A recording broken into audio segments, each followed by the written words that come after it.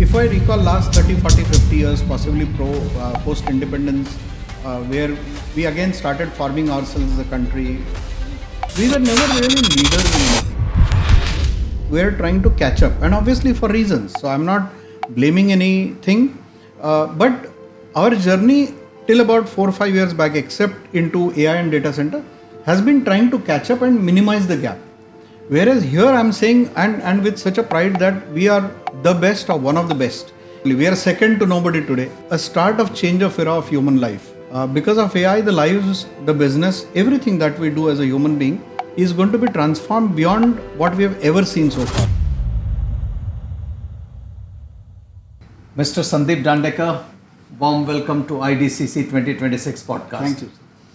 Thank you for being a mentor to the event. And are you looking forward to it? Absolutely, with a lot of energy and all the enthusiasm. It's a wonderful feeling to be able to add value, mentor them, and to understand what we really need to cover in this event. Who should be speaking, covering what aspects. So just for everybody's benefit, Integrated Data Center Conclave, of which the event of which you are a mentor is being organized in Mumbai. It's only fitting that it's being held in Mumbai, our home city, right? And it's the data center capital of India. Indeed, so it's only fitting that the event should be held in Mumbai in an iconic venue. Completely agree with so who all will be attending it?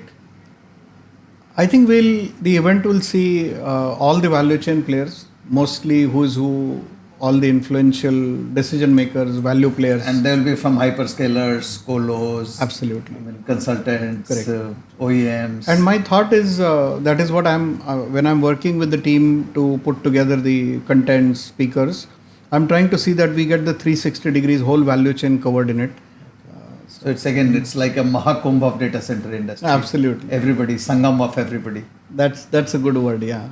I have a lot of questions to ask you. A little bit introduction about yourself before that, and there is a book you have written. So we'll get these two out of the way before I come to the podcast proper. Sure.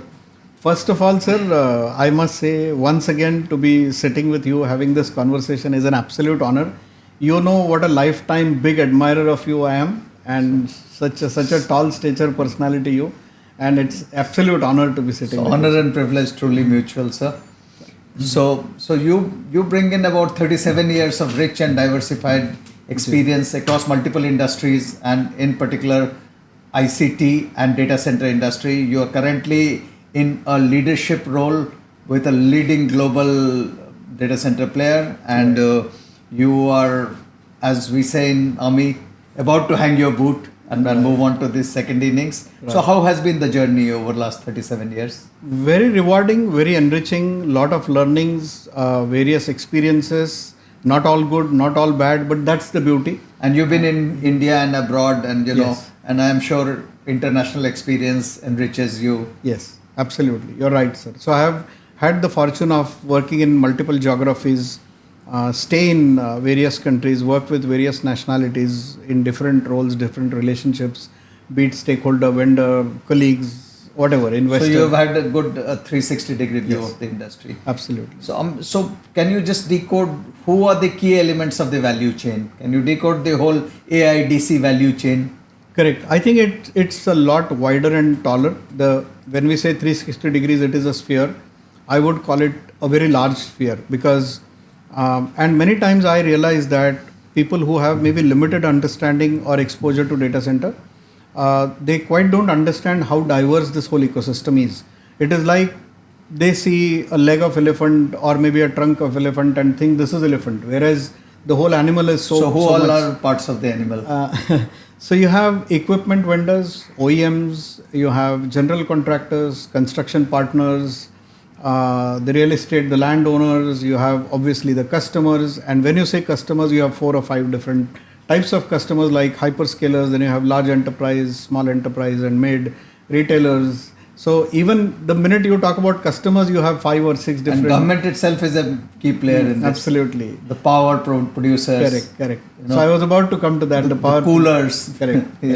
So I think from any angle, security is itself a big element of this. Indeed. And sir, when you talk about security, it is itself again constitutes of multiple dimensions. I mean, you have physical security, which is also changing its paradigm. Looking at, we are seeing the war situation of Middle East. Now It's you a need to, geopolitically very sensitive industry. indeed, because And, now and everybody wants to win the AI race. There's a absolutely mad scramble among countries to win the AI race. correct. So when you talk about security, you have digital security, physical security, and everything that comes with it. Wow.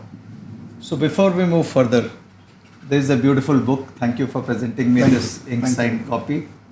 Beautiful book. I love this. Thank you for Thank the you. honor. It's an honor, sir. And so, Wired Nation, beautiful title, and this covers the story of the whole IT, ICT, data Whole center landscape, I would say, yes. right from Y2K and for the last 25, 26 years. Correct. So, can you just tell us a little bit about this book? Sure. I had it in mind for last couple of years. And this is your fourth book, by the way. Yes, sir.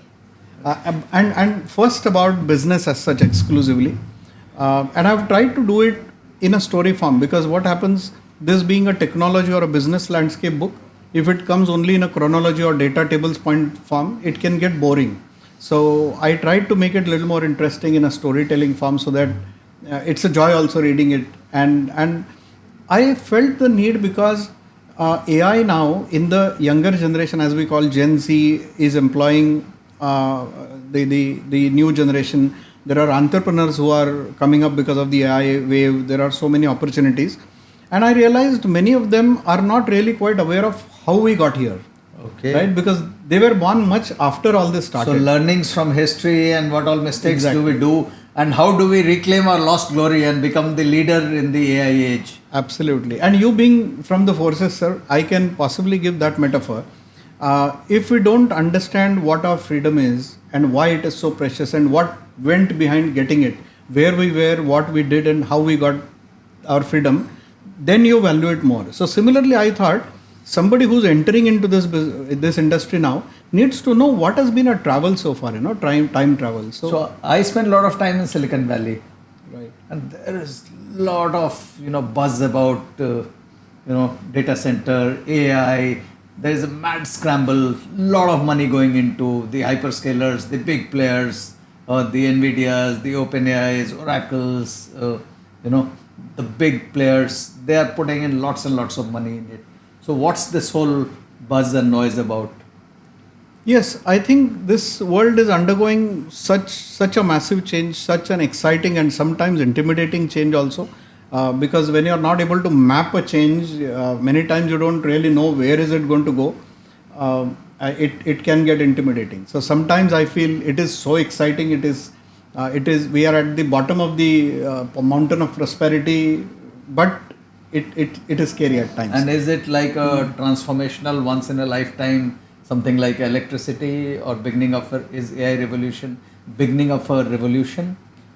I think yes, and what you said is very right, sir. Important thing is you said beginning. So it is not only that this is going to happen one time. So it's not an isolated change that will happen one time and then there is something else. This is, I think, a start of change of era of human life, of evolution. Because of AI, the lives, the business, everything that we do as a human being is going to be transformed beyond what we have ever seen so far. So every sector will get impacted. Absolutely. So you'll have medicines, you'll have education. Correct. You could have cure for cancer. You could have lots of gains of efficiency. Correct. You may not have to work 7 days or 6 days or 5 days. Correct. So fascinating things ahead. As you rightly said, some diagnosis, some cures which were not humanly possible could be possible actually. And then some, but a lot of scaremongering also goes around. Correct. Loss of jobs Yes. and other things, layoff. Which is again, I won't say it is out of place. It is real. I think everybody needs to try and understand best where is this landscape migrating to, which jobs possibly will get mutated, disappear, what new jobs are going to come So, up. but net there will be some jobs lost and some new jobs created. Right. It's the same with any transformative change which happens. True. Only the scale of this change is going to be much bigger than any change that we have seen ever, because this is going to cover everything together at one time. And two parts, as you said, some new jobs to be created and some jobs to be perished. how much is a quantum relative percentage of that is a matter of to be seen in. So in we time are ahead. both very proud nationalists, Yes. and we're, not ashamed about calling ourselves proud nationalists, proud Indians. Of course. And we are old civilization from 3500 BC to 1700 AD. For almost over 5000 years, we were the global leaders. We were the Vishwa Gurus. We were Sone ki Chidiya, the golden birds. And somewhere we lost the way, we missed out industrial revolution, agricultural revolution. Does AI and knowledge revolution give us a chance to reclaim our lost glory?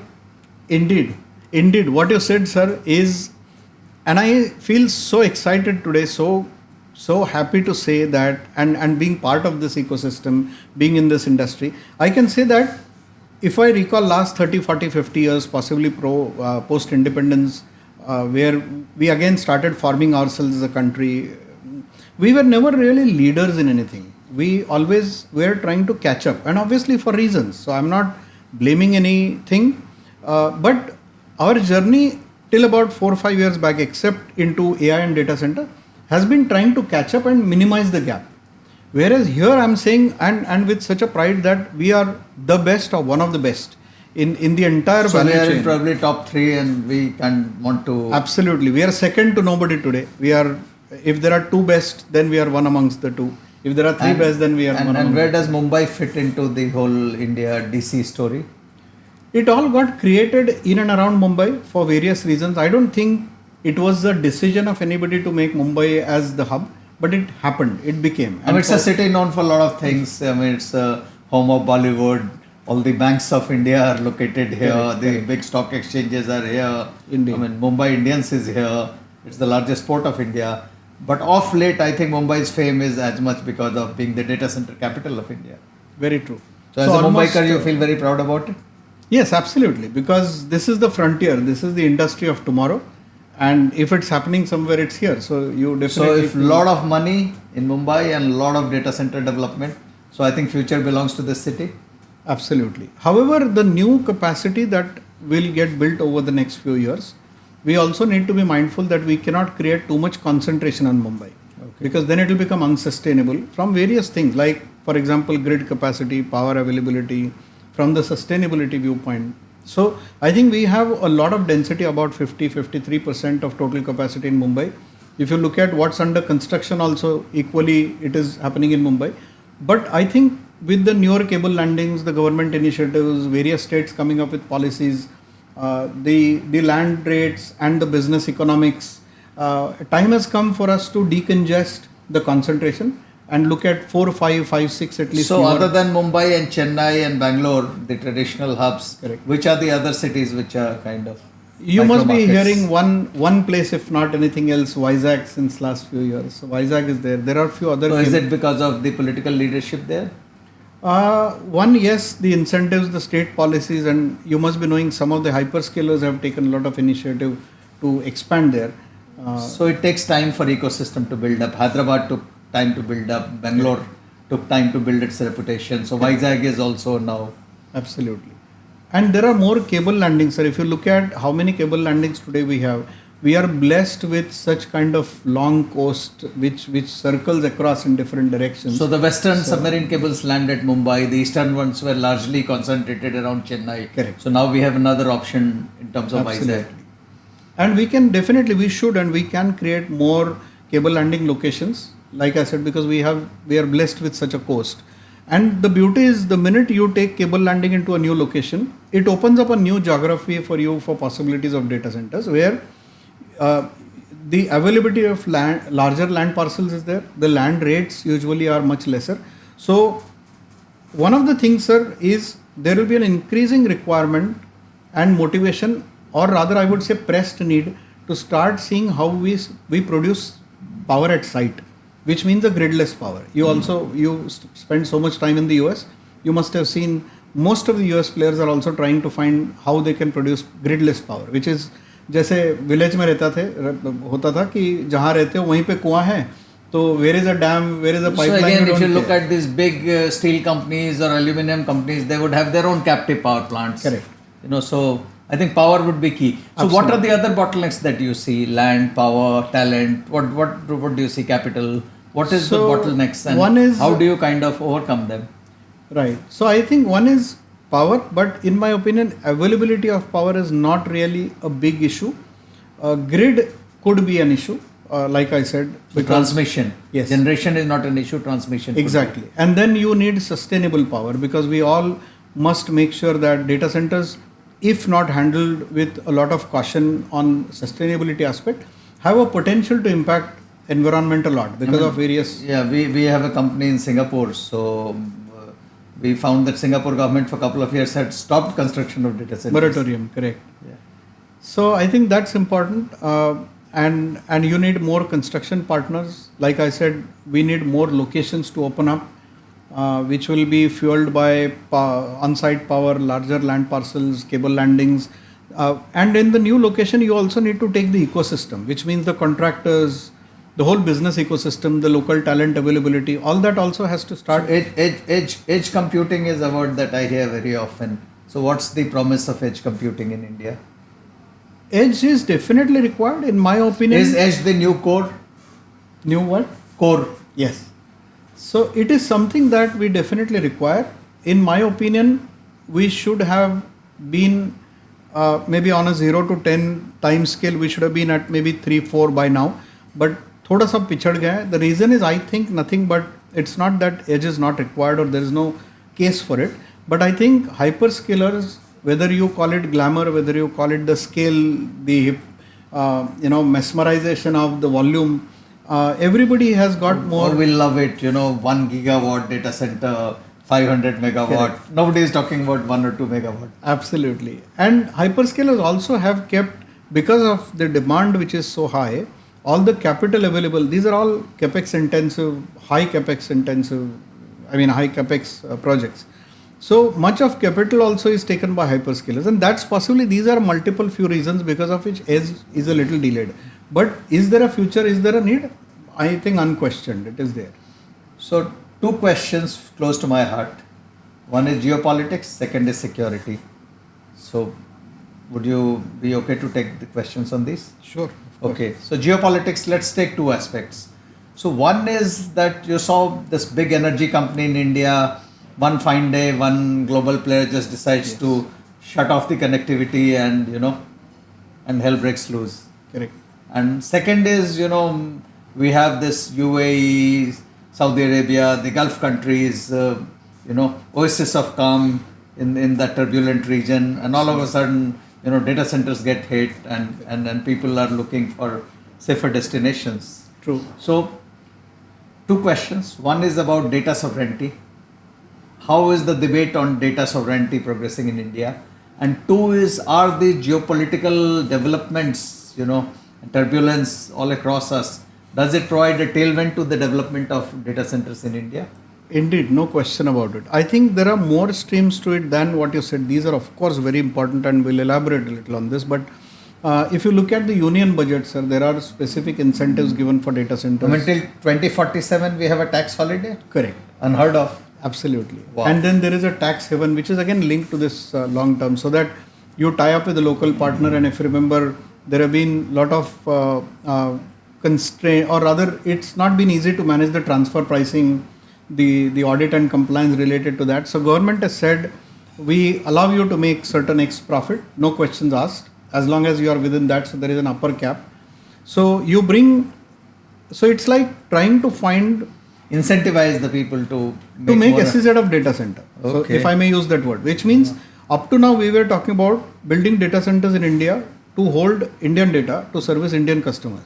Now through these incentives, what we are saying is, bring your money, set up data center here and service overseas customers. Wow. Because our capex is low, we are a large country, we can give you a lot of geography options. So you can build a data center here at 1/3 of the cost of what you build in Singapore or Sydney or London? If you are talking about a very large delta, possibly compared to US, it's very large. Okay. Maybe compared to APAC, it is still cheaper, but the delta is not as large as possibly when compared with the US. But still, we are one of the most competitive. And there is abundant talent available? Oh, tremendous. The only thing is one I think constraint or an emerging point where we may get arrested is the rate at which we need the talent pool to grow. That is not happening. So I think industry or maybe some So private the whole companies- timelines have got compressed. Everything has to happen very fast. Absolutely. You know, schools have to change, colleges have to change, universities have to change, industries have to change, startups have to run even faster. I mean, products get launched these days every week, literally. Absolutely. I mean, I remember in my company, our team delivered a AI agent in about a year back in 3 months and 8 days. Correct. And the second version they delivered in 3 days and 4 hours. Absolutely. Literally. So that's the timeline compression. True. The momentum, the speed of everything is changing, being challenged and changing every day. You're right. Okay, let's come to security. Is security a business enabler for data centers? It's not a business enabler. It is something that without which data center cannot survive. Okay. It's not even an enabler Because because something beyond that. yes, because when you So say enabler, when you trust your crown jewels with somebody, it better be safe and secure. yes. So, like I said, whether it is physical security, which means on-site risk. Now you talked about the global war situations, and we all have seen that data centers. So those are geopolitical and external risks. Correct. But they're local site specific risks. Right. The local factors, the political issues, socio-economic issues. Correct. You know, the last mile connectivity. Correct. You know, your neighborhood. And we also know that there is a lot of digital security required, network security required. Even in the substations, we know a few years back, it is said that there was a cyber attack on substations. So really, the canvas, the circle of consideration of security is really very, very crucial and large. Is data center just a game of the biggies? You hear only these mega investments, or it will also spur a full ecosystem and a lot of young entrepreneurs in India. What's Right. your take on this? I think it will not be essentially only a game for biggies. Biggies definitely will have, and that's pretty much same everywhere. So I would use a metaphor like if you have in ocean big sharks or big whale, then typically under those fish you have smaller fish, and that's how they live together. The smaller fish cannot live without them, and the bigger fish also needs the smaller fish to be around them. So similarly, there will be some blue oceans for small players, as long as they are not having the ambition to become bigger and challenge the biggies.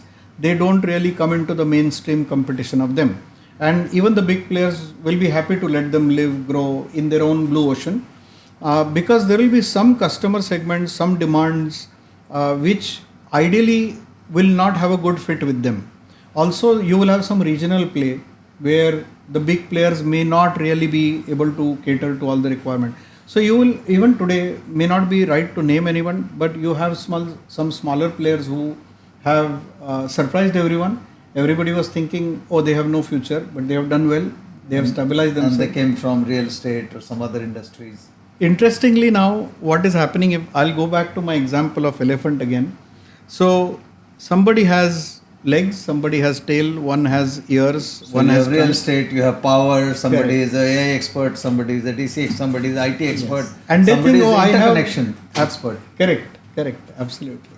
I mean, we had one of the guests on the podcast, Right. and they are experts on interconnection. Absolutely. That That is is such a backbone, you see. You were Yeah. saying latency is the new currency. Right. Yeah. Yeah, very well said. Latency is the new currency, correct? Yeah. So, okay, I want to ask you two questions because you are one of the leaders in the industry, and 37 years you have been at it. So, tell me one or two key learnings, over 37 years. Your message to the young people who are looking to build a career today Right. in the world of tomorrow. I think what may be most relevant today for the younger generation, I would say experience becomes a burden if it is not refreshed every day. So Wow. with the rate of change that we have so fast, even to stand where you are, you have to run on a treadmill today. So that's the kind of life we have. And many times I've seen So, agility will be a key, absolutely adaptability, agility, and These are- learning agility will become a huge asset. Absolutely. And that ability and willingness to unlearn, relearn every day for people like me who are more experienced, sometimes what happens with experience, with your age, little bit of rigidity comes, thinking that, oh, I have done it enough, I know it. But the circumstances in which you did it have changed. So we need to continuously, if we want to continue to have our experience remain our asset, then we cannot have it obsolete. So experience has to be refreshed Absolutely. every day. Because Otherwise, it's a huge liability. Correct. The obsolescence is so fast, sir. What you think is an asset becomes a burden. People then say that, oh, I Very don't well want said. older people because they are rigid. Very, very well said. And any other point for youth of tomorrow? The second is we should not forget the basics. I think there will be two parts always. One, what got you here will not get you there. And what got me here, I must not leave, I must carry it with me. Okay. So you always have So to stick to the basics, Correct. but be open to new ideas and new ways of Absolutely. doing things. So understand whatever you may be considering or thinking about, is it set 1 or set 2? Set 1 is what got me here will not Fundamentals. get me there. Yeah. Second is, oh, this is what got me here and I must not leave it. So that's So stick to the basics, back to basics, but be open to new ideas. absolutely. And third is, we must not forget that whatever we are doing is ultimately for a human. So we have to keep the human in the center of everything. We should never get lost in the So in that all the talk about AI, human supremacy must remain. Human must remain in the loop. If that doesn't happen, sir, we have a risk. Then we are talking about a situation where AI will take over the world one day. And beyond that, I mean, aside that, we cannot do anything in which we lose humanity. I mean, we can't lose empathy, humanity. So everything, all the AI is also, to benefit humans. So if it stops benefiting humans, it has got What no is the use value. of it? Okay. So if human is creating it to improve and empower human lives, then it must help human life and make it better. If that's not happening, then why do you need it? So you have written 4 books and maybe you are on to 5th one. So what are the key messages coming out of those books? Key messages is... Give me one message out of every book.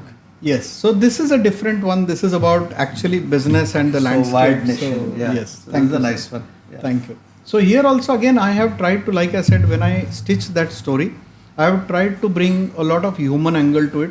So the whole narration goes through a lot of human emotion, journey of humanity. So technology is advancing, it is advancing rapidly, but don't forget the human. Absolutely. It's all ultimately for So that. human remains the core and the center. Correct. And second is, I always say one common link, if you ask me, through all the books or maybe first 3, is you always have paradoxes and extremes and contradictions. You have one end, you have the other end.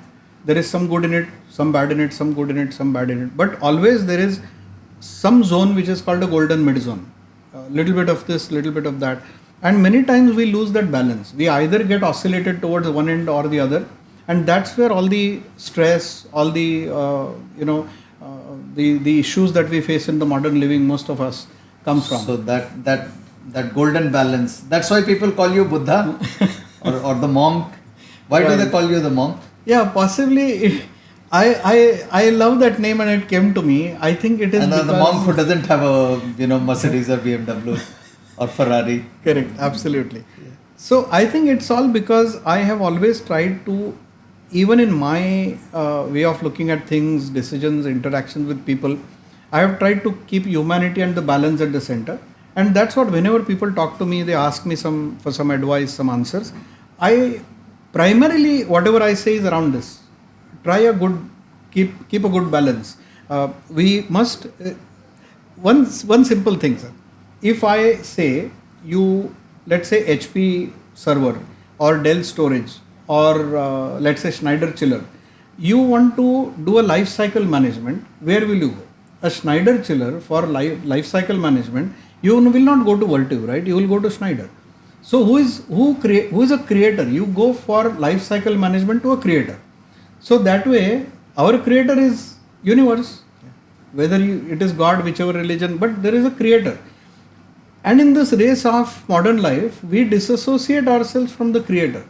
तो आप अगर Snyder का chiller वर्टिव का chiller उनके पास नहीं लेके जाएंगे तो वो तो स्ट्रगल करेगा ही करेगा. So what about our life cycle management with our creator? So I keep saying that. So very, very, very well said, sir. So any questions for me? Advice, sir, you come from such tremendous and diverse experience. You are one of the top officers that have you have served the country, and you are one of the very few fabulous examples of how to manage transitions from forces to civil life and into entrepreneur journey. You have been a very successful entrepreneur. Thank you for the kind words. Yeah. So, who can, other than you, talk about the whole point that I'm talking about, finding the right balance? You have exactly done that. So, some advice from you, sir. I think agility will be key. The pace at which things are changing, what got us here will not get us there. Right. So while we stick to the basics, we must have learning agility, must have humility, Right. and must always keep human at the center, notwithstanding the technological improvements. Right. And also maybe one or two areas in which I would like to have a learning from you, and maybe a message to everybody. Through your life in the forces, I'm sure you're trained for that, and you must have exercised that in various things that you must have done. Handling uncertainty, managing fear. Because there is nothing like fearless man. It is somebody who has a courage to handle that fear and then to find If you are not afraid in battle, they will probably take you to a psychologist or a doctor. Ah. So you're supposed to be afraid. Right. So, but how you channelize your fear, and and channelize all your people into the achievement of the objective. That is the trick. And it applies so much to life everywhere, isn't it? Yeah, and people don't want an ideal leader. I think our troops embrace us as leaders, with all our follies. I mean, you have to be genuine, you have to be empathetic, you have to follow the Chetwodian motto. We were taught in our academy, country first, the people you command next, and your own ease, comfort and safety last, always and every time. Amazing. And if you apply that to a national or a corporate context Absolutely. or an organizational context, I think that still holds. And you have had legendary leaders like, from Sam Manik Shah to young Vikram Batra, who stood atop icy heights of Kargil, and he fired the imagination of a whole nation when he said, "Ye dil mange more." Absolutely. Or Major Goosebumps. DP Singh, Absolute Major DP goosebumps. Singh, who was almost brought in dead on arrival, and legs amputated, and he still does skydiving, and motivates a whole generation. Lance Naik Hanmantappa, who refused to die, 6 days, 9 days buried under snow, 30 feet of snow, and his commanding officer refusing to give up the search because he was brought in with the Chetwodian motto. Wow. Okay. Wow. So these are the leaders, the Outbound. young generation, leaders of my generation always led from the front, and young leaders today also do. So we are brought in with rich heritage, and again, many of us built up many military people got together, veterans built up a company. We followed the same ethics. Right. We followed the first principle of war: selection and maintenance of aim. We stuck to it. You have to be resilient. There will be odds, there will be challenges, and you have to overcome them, and you reach the goal. Amazing. And you keep redefining the objective. Enjoy the journey as you go along. What tremendous source of learning people like you are forever, sir. Thank you.